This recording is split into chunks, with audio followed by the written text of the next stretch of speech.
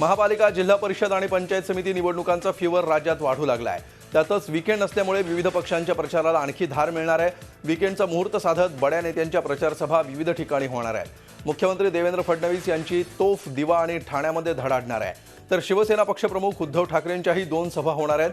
पहिली सभा वडाळ्यात तर दुसरी सभा शिवसेनेचा बालेकिल्ला असणाऱ्या दादरमध्ये होणार आहे. दादरच्या सभेत उद्धव काय बोलतात याकडे साऱ्यांच्या नजरा आहेत. काँग्रेसचे मुंबई अध्यक्ष संजय निरुपम यांचीही संध्याकाळी कुर्ल्यात सभा होतीये. याशिवाय काँग्रेस नेत्या तसंच अभिनेत्री नगमा यांच्या रोड शोच्या माध्यमातून काँग्रेस मतांचा जोगवा मागणार आहे. काँग्रेस प्रदेशाध्यक्ष अशोक चव्हाण यांच्या औरंगाबाद, नागपूर आणि जळगावमध्ये सभा होणार आहेत. राष्ट्रवादी काँग्रेसनेही जिल्हा परिषद आणि पंचायत समिती निवडणूक प्रचारासाठी वीकेंडला दिग्गज नेत्यांची फौज प्रचाराच्या मैदानात उतरवली आहे. अजित पवार शिर्डीत, धनंजय मुंडे मराठवाड्यात तर सुप्रिया सुळे यांची उस्मानाबादमध्ये सभा होणार आहे. दुसरीकडे ठाणे महापालिकेच्या रणांगणात मुख्यमंत्री उडी घेणार आहेत. भाजपच्या प्रचारासाठी देवेंद्र फडणवीस ठाणे आणि दिव्यामध्ये सभा घेणार आहेत. पाणी, रस्ते, रेल्वे, डम्पिंग ग्राउंड यासह विविध समस्यांचा सामना करणाऱ्या दिवावासियांची आजवर कुठल्याही मुख्यमंत्र्यांकडून दखल घेतली गेलेली नाही. याच पार्श्वभूमीवर देवेंद्र फडणवीस दिव्यामध्ये सभा घेत आहेत. मुख्यमंत्र्यांच्या सभेकडून स्थानिकांना बऱ्याच अपेक्षा आहेत. एकाच व्यासपीठावर मुख्यमंत्री आणि आपली जुगलबंदी होऊन जाऊ द्या असं आव्हान शिवसेना पक्षप्रमुख उद्धव ठाकरेंनी मुख्यमंत्री देवेंद्र फडणवीसांना केलं आहे. मुंबई महापालिका निवडणुकीच्या परळमधील प्रचार सभेत उद्धव ठाकरे बोलत होते. आता उद्धव ठाकरेंचं आव्हान मुख्यमंत्री स्वीकारणार का याकडे साऱ्यांचं लक्ष आहे. मुख्यमंत्र्यांचा आजचा कार्यक्रम सांगा. सकाळपासून सगळीकडे प्रचार करत फिरतायत. मग मंत्रालयात कोणी जायचं? मुंबईचं पटना होत असेल तर ते सांभाळायचं कोणी? तुम्ही सगळ्या उनाडक्या करायच्या आणि पुन्हा येऊन माझ्या मुंबईवरती दुगाण्या झाडायच्या. हे नाही चालणार. आता हे असे खोटारडे मुख्यमंत्री आणि ज्यांच्या मनामध्ये पाप असेल, महाराष्ट्र तोडायचं पाप असेल, त्यांच्या हातामध्ये मी माझी मुंबई देणार नाही हा निश्चय आपल्याला सगळ्यांना करावा लागेल.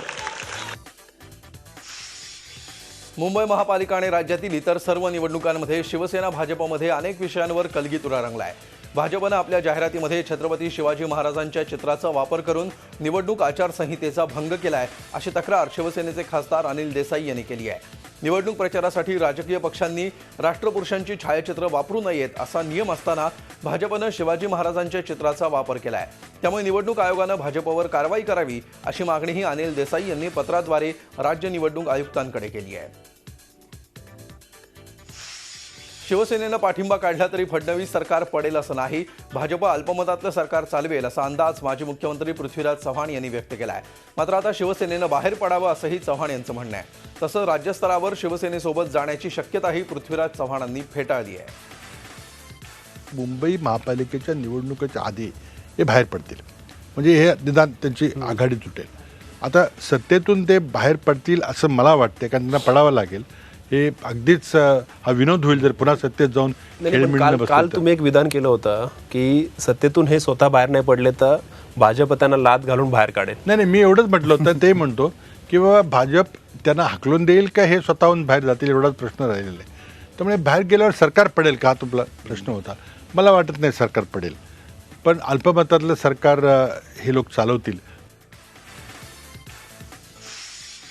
पक्षफुटीच्या भीतीमुळे शिवसेना राज्य सरकारमधून बाहेर पडणार नाही असा अंदाज राष्ट्रीय स्वयंसेवक संघाचे माजी प्रचार प्रमुख मागो वैद्य यांनी व्यक्त केला आहे.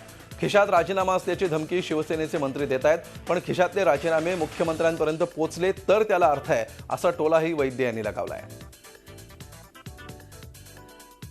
मंत्री असं म्हणतात की राजीनामे आमच्या खिशात आहेत. खिशातून बाहेर मुख्यमंत्र्याकडे गेले पाहिजेत तर त्या राजीनाम्याला अर्थ आहे. पण मला असं वाटतं की सगळं जे भांडण आहे त्याचा मुद्दा मुंबई महानगरपालिकेची निवडणूक आहे. त्या मुंबई महानगरपालिकेच्या निवडणुकीचे निकाल काय लागतात याच्यावर या सरकारचे भवितव्य अवलंबून आहे असं माझं मत आहे. वर्धा जिल्हा परिषद अंतर्गत येळाकेळी सर्कल इथं भाजपमध्ये बंडखोरी झाल्यामुळे सध्या भाजपसमोर मोठं आव्हान उभं आहे. अनुभवी उमेदवाराला डावलून नवख्या उमेदवाराला उमेदवारी दिल्यामुळे मंजुषा दुधबळे यांनी बंडखोरी करत अपक्ष निवडणूक लढवण्याचा निर्णय घेतला आहे। या ठिकाणी काँग्रेस आणि भाजपचा नवखा उमेदवार असल्यामुळे दुधबळे यांनी आपल्या विजयाचा दावा केला आहे, तर बंडखोरांना जनता साथ देणार नाही असं भाजप प्रदेशाध्यक्ष रावसाहेब दानवे यांनी सांगितलं आहे। मुंबईतल्या घाटकोपरचा प्रभाग क्रमांक 123 मधला शिवसेना अधिकृत आणि बंडखोर उमेदवारांमधला वाद टोकाला गेलाय। शिवसेना बंडखोर सुधीर मोरेंविरोधात शिवसेनेच्या अधिकृत उमेदवार भारती बावधाने यांनी पोलीस आणि निवडणूक आयोगाकडे तक्रार केली आहे। सुधीर मोरेंपासून जीवाला धोका असल्याचं बावधानेंनी तक्रारीत म्हटलंय। सुधीर मोरे मतदारांना दमदाटी करतात, अर्वाच्य भाषा वापरून प्रचारात अडथळा आणत असल्याचंही बावधाने यांचं म्हणणं आहे। दरम्यान सुधीर मोरेंनी सर्व आरोप फेटाळले।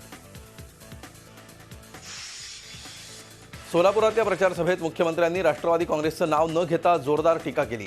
जिल्हा बँकेतल्या सत्तेचा वापर करून स्वतःची मुलंबाळं आणि संस्था मोठ्या केल्या असा घणाघात मुख्यमंत्र्यांनी केलाय। स्वाभिमानी शेतकरी संघटनेच्या ताब्यात असलेल्या साखर कारखान्याचे चेअरमन उत्तम जाणकार यांचा भाजप प्रवेश मुख्यमंत्र्यांच्या उपस्थितीत झाला, त्यावेळी ते बोलत होते।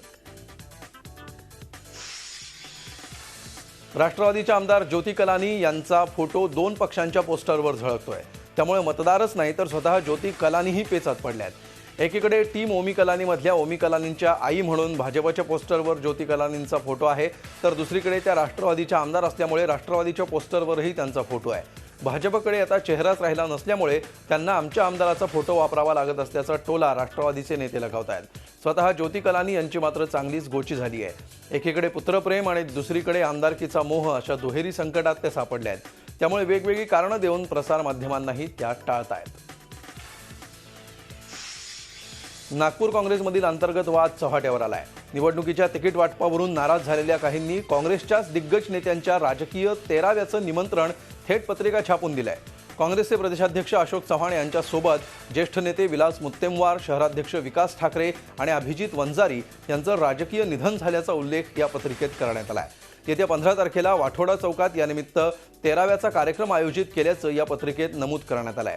20 तारखेला नाग नदीमध्ये अस्थि विसर्जन, 23 तारखेला गोड जेवणाला या असंही या पत्रिकेत छापण्यात आलंय। तिकीट वाटपावरून नागपूर काँग्रेसमध्ये नाराजी पसरली आहे।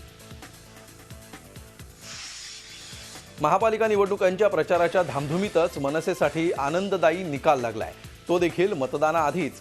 पुण्यातल्या मनसेच्या विद्यमान नगरसेविका आणि प्रभाग क्रमांक 15 मधल्या उमेदवार रुपाली पाटील या प्रचारादरम्यानच बाळंत झाल्या। या प्रभागात अटीतटीची निवडणूक असल्यामुळे गरोदर असतानाही त्या प्रचारात सक्रिय होत्या। शुक्रवारी प्रचाराचा रणसंग्राम सुरू असतानाच त्यांना प्रसूती वेदना सुरू झाल्या। रुपाली पाटील यांना मनसे कार्यकर्त्यांनी लगबगीनं प्रसूतीगृहात दाखल केलं असता त्यांना मुलगा झाला। ऐन प्रचाराच्या रणसंग्रामात मुलगा जन्मला म्हणून त्याचं नाव रणसंग्राम ठेवण्याचं रुपाली यांनी ठरवलंय। ज्या 2 निकालांची रुपाली पाटील आतुरतेनं वाट पाहतायत त्यापैकी पहिला तर सुखद लागला। आता 21 फेब्रुवारीला होणाऱ्या मतदानाचा 23 फेब्रुवारीला काय निकाल लागतो याकडे सर्वांचं लक्ष आहे। सध्या भाजप आणि शिवसेनेत जोरदार फटकेबाजी सुरू आहे। शिवसेनेनं भाजपवर नोटीस पिरियड संदर्भात केलेल्या टीकेला प्रत्युत्तर देत राज्याचे अर्थमंत्री काही लोकांना स्वतः असं वाटून घेऊन आनंद होत असेल तर वावगं काय, मात्र त्यांनी हा आनंद पुढील 3 वर्ष असाच कायम ठेवावा असा सल्ला शिवसेनेला दिलाय। ते गोंदिया जिल्ह्यातील कचारगड यात्रेनिमित्त कोयापूनम महासंमेलनादरम्यान बोलत होते। पहिल्यांदाच त्यांनी याला हजेरी लावलेली होती। भाजपला गुंडांचं याड लागलं असून भाजप हा सैराट झिंगाट झाला अशी टीका शिवसेना नेत्या नीलम गोऱ्हे यांनी केली होती। आणि नीलम गोऱ्हे यांचं हेच म्हणणं भाजपनं खरं करून दाखवलंय, कारण पुणे महापालिकेसाठी जाहीरनामा प्रसिद्ध करताना भाजप जोरात या गाण्याची सीडी प्रकाशित केली। या सीडीमध्ये सैराट चित्रपटातील झिंगाट या गाण्याच्या चालीवर भाजपचं हे गाणं आधारित आहे। राज्याचे मुख्यमंत्री हे सज्जन आणि चांगले वाटत होते, पण भाषण पाहिल्यानंतर हेच मुख्यमंत्री गुंडांना लाजवेल अशी भाषा बोलतायत। मात्र ती त्यांची चूक नसून भाजपमध्ये गुंडांना प्रवेश दिल्यामुळे त्यांना गुंडांची सवय लागली आहे अशी टीका पर्यावरण मंत्री रामदास कदम यांनी केली आहे। ते पिंपरी चिंचवडमध्ये प्रचार सभेत बोलत होते। महापालिका, जिल्हा परिषद आणि पंचायत समिती निवडणूक मतदानासाठी सार्वजनिक सुट्टी जाहीर झाली आहे। 15 जिल्हा परिषदांकरता त्यांच्या कार्यक्षेत्रात आणि त्या अंतर्गत 165 पंचायत समित्यांच्या क्षेत्रामध्ये सार्वत्रिक निवडणुकीच्या मतदानाच्या दिवशी गुरुवारी म्हणजे 16 फेब्रुवारी 2017ला सार्वजनिक सुट्टी जाहीर करण्यात आली आहे।